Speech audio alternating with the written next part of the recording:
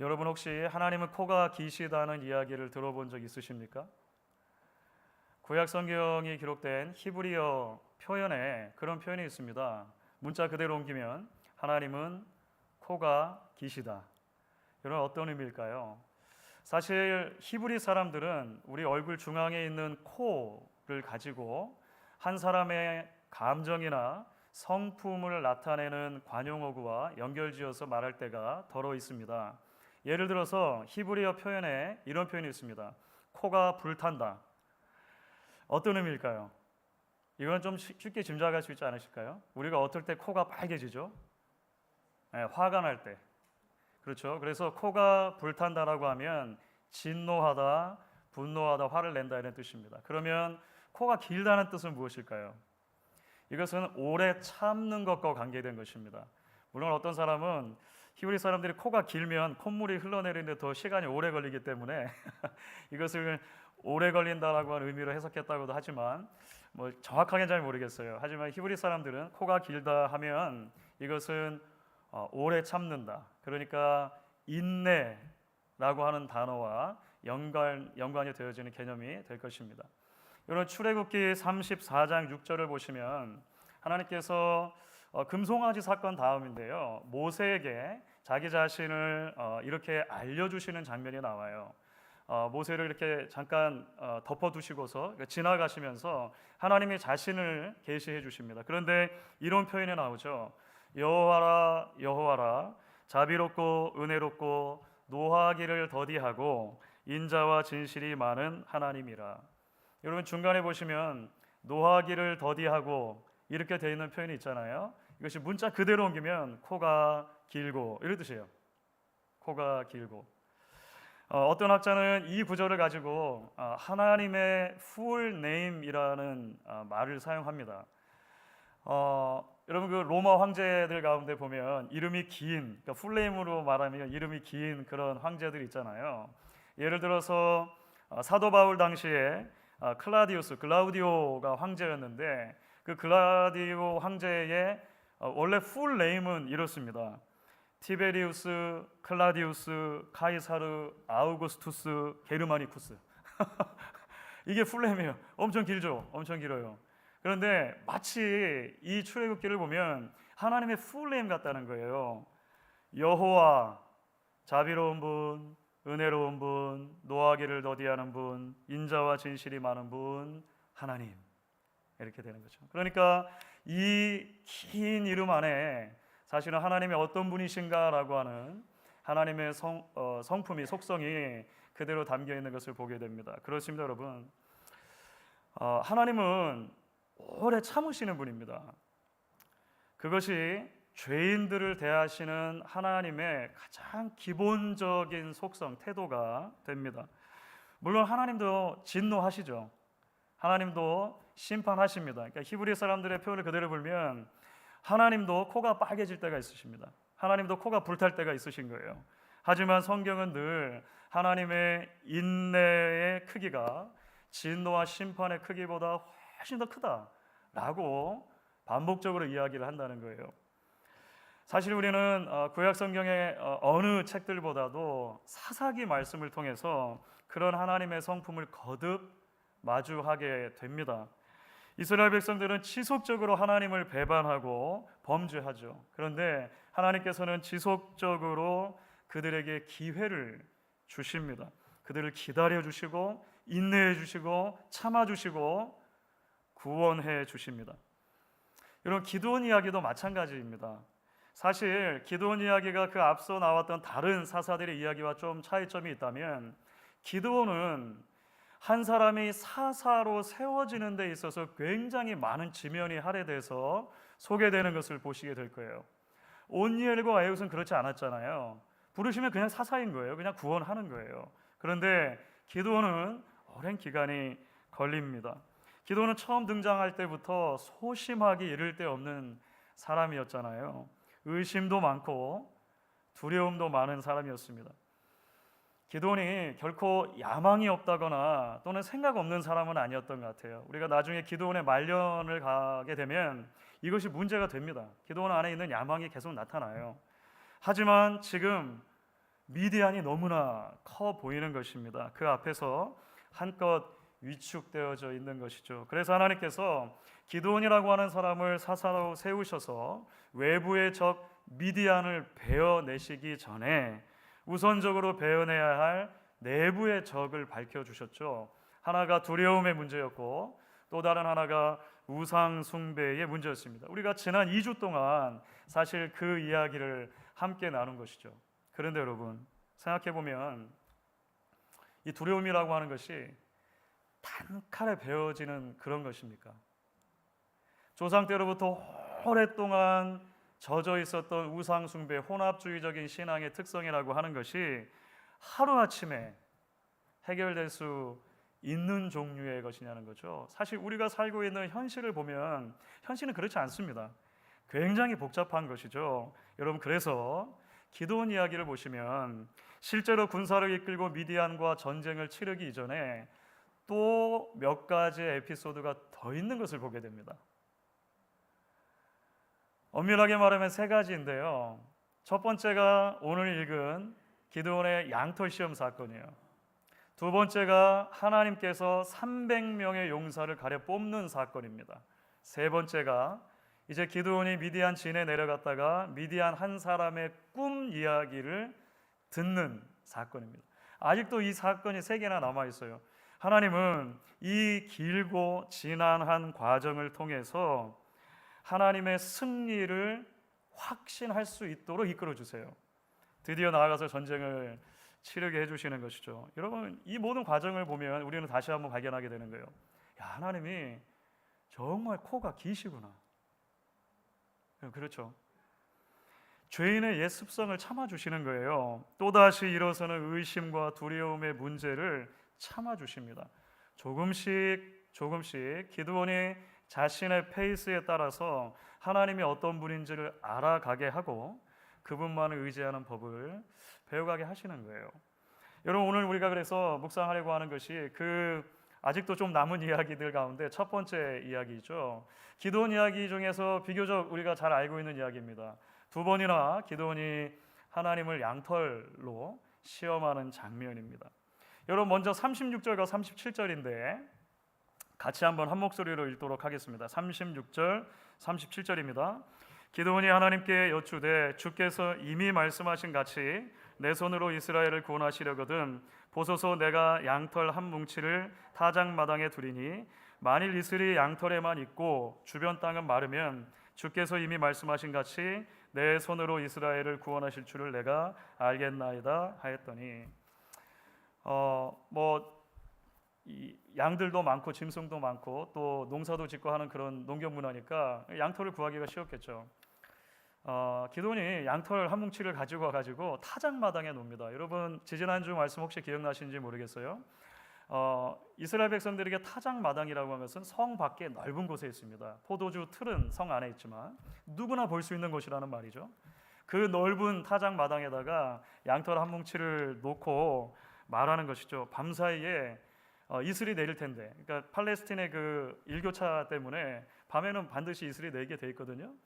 밤사이에 이슬이 내릴 텐데 주변 땅은 다 마르고 양털만 적게 해주십시오. 그러면 하나님이 내 손을 통해서 이스라엘을 구원할 것이라고 확신할 수 있겠습니다. 이렇게 말했다는 거예요. 자, 그런데 우리는 이제 여기까지 이르도록 어떤 일들을 겪어왔는지 우리 기드온의 이야기를 잘 알고 있습니다. 그 이야기들을 생각해 보면 사실은 기드온의 이런 요구가 얼마나 한심하고 그렇죠. 나아가 불경스럽기까지 한 것을 우리 쉽게 알아차릴 수가 있어요. 말씀드린 것처럼 하나님께서는 이미 기드온 안에 있는 두려움의 문제를 내가 너와 함께 할 거야. 내가 너와 함께 할 거야. 내 손이 너를 붙들어 줄 거야. 너 안에 있는 힘이 아니라 내 힘으로 전쟁할 거야. 여러 차례 말씀해 주셨습니다. 또한 기드온에게 아버지 요아스 집에 있는 바알 제단을 헐고 아세라 목상을 찍어서 그걸로 땔감을 삼아 제사를 드려라, 번제를 드려라 이렇게 말씀하심으로써 바알과 아세라가 사실은 얼마나 무기력한 신인가, 한 걸음을 더 나아가면 신이 아닌가, 그렇죠. 오직 여호와만이 왜 참신인가라고 하는 것을 계속해서 가르쳐 주셨어요. 여러분, 그래서 우리가 사실 오늘 읽지는 않았습니다만 그 여룻바알 사건 있잖아요. 그 여룻바알 사건 바로 직후입니다.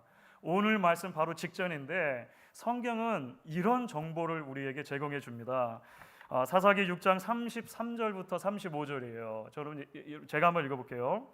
그때에, 그러니까 여룻바알 사건 바로 직후입니다. 그때에 미디안과 아말렉과 동방 사람들이 다 함께 모여 요단강을 건너와서 이스라엘 골짜기에 진을 친지라. 여호와의 영이 기드온에게 임하시니 기드온이 나팔을 불매 아비에셀이 그의 뒤를 따라 부름을 받은지라. 기드온이 또 사자들을 온 므낫세에 두루 보내매 그들도 모여서 그를 따르고 또 사자들을 아셀과 스불론과 납달리에 보내매 그 무리도 올라와 그를 영접하였더라. 여러분, 전쟁의 모든 준비가 갖춰진 거예요. 그렇죠? 두 진영이 이제 진을 치고 마주 보고 있는 것입니다. 여호와의 영이 그에게 임했습니다. 대부분의 사사들의 이야기에서는요, 여호와의 영이 임하면 전쟁하는 거예요. 그가 나팔을 불어서 지원군을 요청했을 때 아비에셀, 그러니까 아버지의 집 가문이 먼저 왔고 그 다음 므낫세, 자신의 지파가 다 왔습니다. 그리고 그 주변에 있었던 몇 개의 지파가 더 모이는 거예요. 자, 그러니까 이제 모든 준비가 갖춰져 있고 우리의 상식대로라면 전쟁을 치르면 되는 거예요. 기드온이 모인 군사를 이끌고 하나님의 힘으로 나가 싸워 승리하였더라 하면 되는 이야기잖아요. 우리가 당연히 기대하는 내용이 그런 것이란 겁니다. 그런데 바로 이 시점이죠. 바로 이 시점에서 기드온이 또 의심하는 거예요. 여전히 또 그 안에 두려움이라고 하는 것이 슬금슬금 올라오는 것입니다. 기도도 알고 있어요. 하나님의 뜻이라고 하는 거예요. 그래서 오늘 아까 말씀 읽은 거 보시면 주의 뜻이 맞거든요. 두 번이나 쓰거든요. 두 번이나. 게다가 기도원이 사용한 이 양털 시험이라고 하는 것은 사실 가나안 사람들이 신의 뜻을 물을 때 사용했던 이 점치는 방식과 대단히 유사합니다. 사실 율법에는 이런 건 없어요. 제사장이 있으면 우림과 둠밈 같은 걸로 하나님의 뜻을 물을 수는 있지만 양털로 하나님의 뜻을 묻는다, 이런 건 성경에 없다는 것이죠. 바로 엊그제까지입니다. 바로 엊그제까지 바알의 제단을 헐고 아세라상 막 찍고 아무것도 아니다라는 것을 확인했는데 오늘 또 가나안 사람들의 종교를 답습하는 거예요. 자, 그런데 여러분, 놀랍죠? 하나님이 어떻게 하십니까? 이런 기도원의 엉뚱한 요구에 하나님께서 아무런 말씀하지 않으세요. 오늘 우리가 함께 읽은 본문 가운데 굉장히 중요한 핵심이 뭐냐면 하나님이 아무런 말씀을 안 하시고 행동으로만 보여주세요. 38절의 첫 문장을 보면 이렇게 되어 있습니다. 그대로 된지라. 그대로 된지라. 다른 아무런 설명이 붙어있지 않습니다. 기도원의 그냥 요구대로 양털만 젓고 주변의 땅이 보송보송한 채로 있었다는 거예요. 자, 여러분, 그런데 기도원을 좀 보십시오. 아마 첫 번째 요구를 들어준 다음에 이렇게 생각하실지 몰라요. 내가 하나님께 너무 쉬운 문제를 드렸나? 아니, 양털이라고 하는 것이 속성상 물을 흡수하는 게 너무 당연한데 생각해보니까 내가 하나님께 너무 쉬운 문제를 드렸나 봐. 그래가지고 여러분, 이번에 두 번째 문제를 하나님께 드릴 때 뒤집죠. 이걸 뒤집는 거예요.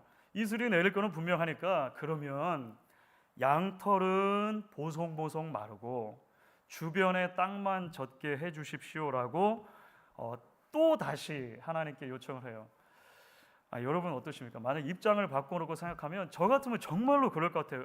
와, 정말 물은 이런 녀석이 다 있나? 도대체 몇 번을 말해야지 알아듣나? 에이, 나도 모르겠다 하고 기도원을 그냥 버리고 떠날 것 같아요. 다른 사람 세우면 되잖아요. 다른 사람. 그런데 하나님께서 오늘 말씀 보시면 그렇게 하지 않으시죠. 6장 40절입니다. 여러분 같이 한번 읽어볼게요. 6장 40절 같이 읽습니다.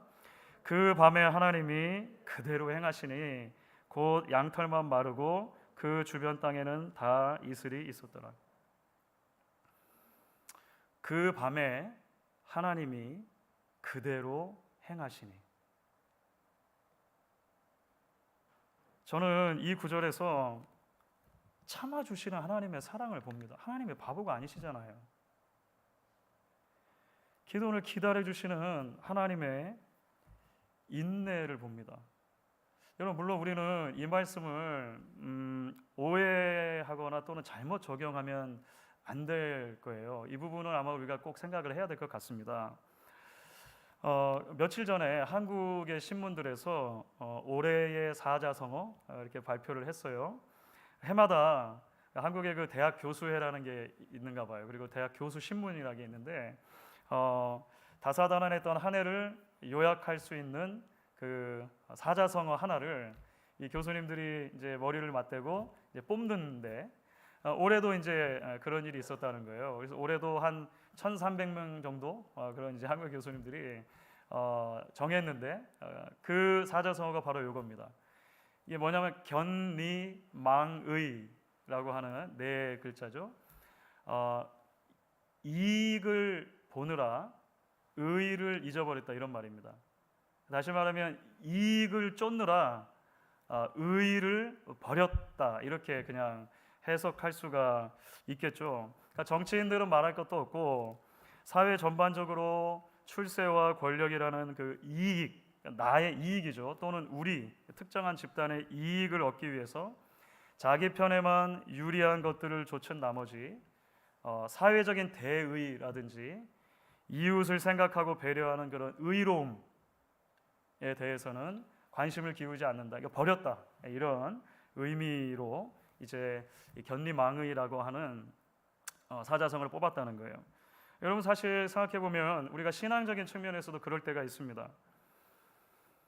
하나님의 의에는 관심이 없고 나의 유익만을 좇는 개인주의적인 신앙의 모습을 우리도 언제든지 보일 때가 있다라고 하는 것입니다. 주님께서는 분명 먼저 그 나라와 의를 구하라는 말씀을 하세요. 하나님의 의가 있다는 것입니다. 하지만 우리는 정말 많은 경우에 내 나라, my kingdom 또는 나의 꿈, 나의 비전이 이루어지는데 하나님을 이용하고 신앙을 이용하려고 할 때가 사실 대단히 많습니다. 그러니까 신앙적으로도 우리는 견리망의할 수 있는 그런 사람들이라고 하는 거예요. 여러분, 그래서 우리가 기도원의 이야기, 오늘 이 양털 시험의 이야기를 읽으면 사실은 이런 생각이 가장 먼저 들어요. 우리도 기도원처럼 그렇게 기도하면 되겠구나 라고 하는 생각이 먼저 든다는 거예요. 하나님, 제가 이 직장에 계속 다니기를 원하신다면 오늘 오전 10시까지 꼭 전화가 오게 해주세요. 이렇게 기도하는 게 우리가 너무 자연스럽다고 생각할 수 있다는 거예요. 하나님, 저 이제 성경 펼칠 거예요. 저 성경 펼칩니다. 제가 성경을 펼쳤을 때 가라라고 하는 단어가 나오면 하나님이 저더러 이 대학 가라고 하시는 줄을 믿을게요. 뭐 이런 거죠. 하나님, 이 사람과 결혼하는 게 하나님의 뜻이 맞다면 하나님, 내일 아침에 제가 눈을 떴을 때 첫눈이 쌓여 있게 해주세요. 요건 좀 로맨틱한 것 같긴 해요. 그러니까 기드온처럼 모든 일에 있어서 하나님을 시험하는 것, 양털이든 뭐든지 간에 하나님을 시험하는 것이 옳은 신앙이다, 건전한 신앙이다라고 우리가 오해하기 쉽다는 거예요. 하지만 여러분, 오늘 말씀의 핵심은 그건 아니죠. 여러분, 오늘 말씀의 핵심은 우리가 하나님을 시험하는 것이 옳다는 게 있는 것이 아니라 하나님이 오래 참으시는 하나님이라고 하는 것을 가르쳐 주는 데 있는 것입니다. 하나님이 우리의 약함과 우리의 한계를 아시고 공감해 주시는 하나님이라고 하는 것을 우리에게 이야기해 주는 거예요. 하나님은 우리 안에 있는 의심이라고 하는 것, 우리 안에 있는 두려움이라고 하는 것이 그렇게 단번에 찍어 내버릴 수 있는 종류의 것이 아니라는 것을 알고 계시는 거예요. 우리가 진흙같이 연약한 체질인 것을 하나님이 아신다는 것이죠. 바알의 제단을 헐고 아세라상을 다 찍어서 제사를 드렸다 하더라도 마음속 깊은 곳에 있는 미신적인 신앙, 하나님의 그 놀랍고 영광스러운 은혜를 나의 개인적인 욕망과 유익을 위해서 사용하기를 너무 좋아하는 연약한 사람이라고 하는 것을 하나님이 아시는 거예요. 여러분, 사실 오늘 말씀을 우리가 조금 더 가까이 읽게 되면 사실 기드온이 하나님께 이 그 부탁을 드릴 때, 그러니까 하나님께 이 시험을 할 때 사실 좀 쭈뼛쭈뼛하는 모습을 보게 됩니다. 무슨 말이냐면 이런 거예요. 하나님, 정말 죄송한데요, 양털만 좀 적게 해주세요. 아직 의심이 이거 떨쳐버릴 수가 없는 거예요. 아직 두려움이 있는데 이게 잘라낼 수가 없는 거죠. 하나님 정말 죄송한데 양털만 적게 해주세요. 다음번에는요 더 하나님 이거 진짜 죄송한데요. 진짜 죄송한데 화내지 마시고 양털만 마르게 해주세요. 이렇게 말합니다. 여러분 39절에 화내지 마소서 이런 표현이 있거든요. 문자 그대로는요. 하나님 코가 불타지 마세요.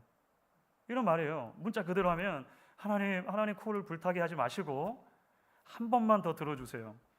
하나님이 놀랍죠. 그런 기도원의 모습을 받아주신다는 것입니다. 믿음 없음을 있는 모습 그대로 품어주시고 의심하는 신앙을 그 단계대로 인정해 주시는 것입니다. 동시에 하나님 거기서 멈추지는 않으세요. 지속적으로 하나님이 어떤 분이신가를 가르쳐 주시죠. 우리가 그것이 앞으로 이제 살펴볼 이야기들이죠.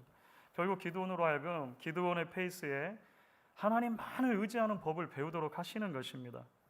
믿음이 없음과 의심과 연약함이라고 하는 그 단계를 참 신앙의 성숙을 향해 가는 과정으로 하나님이 삼아 주시는 거예요. 과정으로. 저는 그래서 오늘 말씀을 읽으면서 누가복음 13장의 예수님의 비유 하나가 떠올랐습니다. 바로 열매 맺지 못하는 무화과 나무의 비유입니다. 오늘 말씀 너무 빨리 나왔습니다. 이거 일단은 좀 이따가 보겠습니다. 열매 맺지 못하는 무화과 나무의 비유입니다. 선한 포도원 지기의 비유 이렇게도 말할 수 있겠죠. 여러분 누가복음 13장 보시면 우리가 잘 아는 비유입니다. 한 포도원에 무화과 나무 한 그루가 심겨 있다는 것입니다. 왜 포도원에 무화과 나무가 심겼는가? 사실 이제 이스라엘 사람들의 농경 문화라 보면 별로 이상한 것은 아닙니다. 그러니까 한 땅에 여러 작물을 심는 것이 일반적이었고, 특별히 이제 포도밭에 그 주변으로 무화과 나무를 심어 놓는 것은 흔히 볼 수 있는 문제였습니다. 그런데 문제는 뭐냐면 이 무화과 나무가 열매를 맺지 못한다는 거죠. 이 무화과 나무가 3년이 지나도록 열매를 하나도 맺지 못했다는 거예요. 그래서 주인이 포도원 주기에게 이렇게 말했다는 것입니다. 내가 지난 3년 동안 해마다 와서 열매를 거두렸는데 실패했다. 올해도 혹시나 했는데 역시나이다. 이제 3년이나 이 무화과 나무가 열매를 맺지 못했으니 나는 결단을 해야 될 것 같다. 이 열매 없는 나무를 그대로 두어서 땅만 버리느니, 다른 거 심으면 되는 거잖아요. 땅만 버리느니 찍어내 버리겠다. 이렇게 그 주인이 말했다는 것입니다. 여러분 주인의 말이 옳아요. 틀린 게 하나도 없어요. 세상의 이익의 관점으로 보면, 프로핏의 관점으로 보면 찍어내는 게 맞는 거예요. 그 땅만 그냥 버리느니 다른 것을 갖다 심는 게 맞다는 것이죠. 그런데 바로 이 시점에 포도원 지기가 말한다는 거예요. 그것이 누가복음 13장 8절과 9절입니다. 여러분 같이 한번 읽도록 하겠습니다. 주인이여 금년에도 그대로 두소서. 내가 두릅하고 거름을 주리니 이후에 만일 열매가 열면 좋거니와 그렇지 않으면 찍어 버리소서. 주인이여 금년에도 그대로 두소서.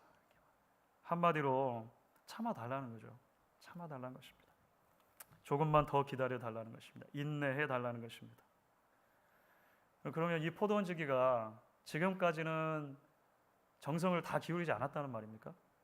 아니죠. 지난 3년 동안 누구보다 열심히 이 포도원 지기는 이 무화과 나무를 돌봐줬을 거예요. 그러니까 3년을 그렇게 애를 쓰고도 이 무화과 나무가 열매 맺히지 않았을 때 가장 배신감을 느끼는 사람, 가장 마음이 아플 사람이 있다면 바로 이 포도원 지기일 거예요. 포도원 지기일 거예요.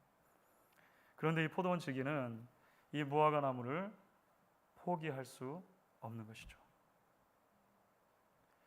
여러분 왜냐하면 그것이 사랑의 다른 이름이기 때문에 그렇습니다. 사랑의 다른 이름은 인내이기 때문에 그렇습니다. 고린도전서 13장에서 그래서 사도 바울이 사랑의 여러 속성들을 논할 때 가장 먼저 이야기하는 것이 무엇입니까? 사랑은 오래 참고가 1번으로 하는 거예요. 사랑, 오래 참고. 사랑하는 여러분, 성경에서 무화과 나무는 포도원 또는 포도나무와 함께 이스라엘 민족을 가리키는 그런 단어로 많이 사용이 됩니다. 이스라엘 백성들 전체. 나아가서 그 이스라엘로 대표되는 타락한 아담의 자손으로 살아가는 모든 인류이기도 해요. 그렇기 때문에 우리는 이 말씀을 통해서 죄인을 향하신 하나님 아버지와 아들 예수 그리스도의 마음을 엿보게 되는 것입니다. 사실 우리는 이 비유도 오해를 종종 하곤 하는데 좀 단순하게 이 비유에서 포도원의 주인을 하나님으로, 포도원 지기를 예수님으로 이렇게 이해를 하려고 하는 경향들이 종종 있었어요. 구약의 하나님은 보면 심판을 좋아하는 하나님처럼 보이잖아요. 그러니까 하나님은 자꾸 심판하려고 하시고 예수님은 자꾸 막는 것처럼 보이는 거죠. 줄다리기에 양쪽 끝을 팽팽하게 붙잡고 하나님께서는 찍어버린다 하시며 예수님은 안 됩니다 이렇게 말리는 것처럼 이 비유를 이해할 수 있는데 사실 그렇지 않아요. 그렇지 않습니다. 사실 예수님의 마음과 하나님의 마음이 다른 게 아니에요. 이미 우리는 구약에서 그런 걸 볼 수 있는데 이사야서 27장 2절부터 3절을 보시면 사실은 굉장히 유명한 이사야서에 나오는 그 포도원 그 농부 비유 중에 하나거든요. 이사야서 27장 2절과 3절입니다. 이렇게 되어 있습니다. 그날에 너희는 아름다운 포도원을 두고 노래를 부를지어다. 나 여호와는 포도원 지기가 되며 때때로 물을 주며 밤낮으로 간수하며 아무든지 이를 해치지 못하게 하리로다. 이 포도원을 누가 돌봤습니까? 하나님이 돌본 거예요. 하나님이 포도원 지기이신 것입니다. 그분이 계속해서 물을 주고 거름을 주고 돌봐줬다는 거예요. 열매가 없는 것이죠. 하나님께서 열매 맺지 못하는 포도원 또는 무화과 나무를 포기할 수 없으신 것이죠. 그래서 아들 예수를 보내주시는 것입니다. 예수님께서 죄인을 위해서 죽으세요. 단순하게 거름을 좀 더 주고 물을 더 주는 수준을 넘어서서 예수께서 십자가 위에서 자신의 전부를 쏟아부어 아예 우리를 위한 거름이 되어 주십니다. 하늘의 미랄이 되어 주시는 것이죠. 여러분, 올해는 우리가 이제 다음 주일을 성탄 주일로 기억하고 함께 예배하죠. 그리고 그 다음 주일은 올 한 해의 마지막 날이면서 동시에 마지막 주일로 우리가 지키게 될 거예요. 여러분, 이 기간을 지나면서 저와 여러분이 다시 한번 하나님의 긴 코를 묵상할 수 있으면 좋겠습니다. 인터넷에서 제가 이런 그림을 본 적이 있어요. 보이실랑가 모르겠는데요. 우리는 보통 긴 코 하면 코끼리나 또는 피노키오가 생각날 수 있다는 거죠. 하나님이 긴 코로 이렇게 그려놓고 그 뭐라 써 있는데 혹시 보이시는지 모르겠습니다. 그래 내가 참는다 이렇게 써놨어요. 굉장히 그 성경의 이 말하는 메시지를 잘 옮겨놓은 일러스트레이션이라고 그렇게 생각했습니다. 하나님의 긴 코는 하나님의 오래 참으심입니다. 기억하십시오. 하나님의 인내입니다. 여러분, 올해를 생각해 보면 올해 여러분 여기까지 오시는 동안 우리도 무던히 흔들리지 않았습니까? 기도원처럼 나약하고 기도원처럼 두려워했고 기도원처럼 의심하지 않았습니까? 때로 하나님을 우리가 시험하려고도 하지 않았습니까? 뿐만 아니죠. 돌아보면 하나님이 기뻐하시는 열매를 우리가 정말 풍성히 맺었는가를 생각할 때 하나님 앞에 내드릴 열매가 너무 빈곤하다는 것에 우리가 마음 아프기도 할 것입니다. 하지만 사랑하는 여러분, 하나님 또 참아주세요. 금년에만 참으소서. 앞으로 열매가 맺히면 좋겠거니와 그렇지 않으면 찍어버리소서. 그러면 내년에 우리가 열매가 없으면 하나님 이제 때가 됐습니다. 찍어서 됩니다. 이렇게 말하실까요? 아니죠. 내년에 또 그렇게 말씀하실 거예요. 내후년에 또 그렇게 말씀하실 거예요. 우리가 주님 앞에 부름받는 그날까지 하나님은 그렇게 우리를 대해 주시죠. 우리의 있는 모습 그대로를 받고 계속해서 기회를 주시죠. 그것이 하나님의 가장 기본적인 성품이기 때문에 그렇습니다. 아들을 주신 이유이기 때문에 그렇습니다. 그렇기 때문에 우리는 고백해야 하는 것입니다. 하나님이 우리를 포기하지 않으셨으므로 하나님 우리도 포기하지 않겠습니다. 의심과 두려움을 넘어 하나님만을 의존하는 자리로 힘들지만 지금 나아가겠습니다.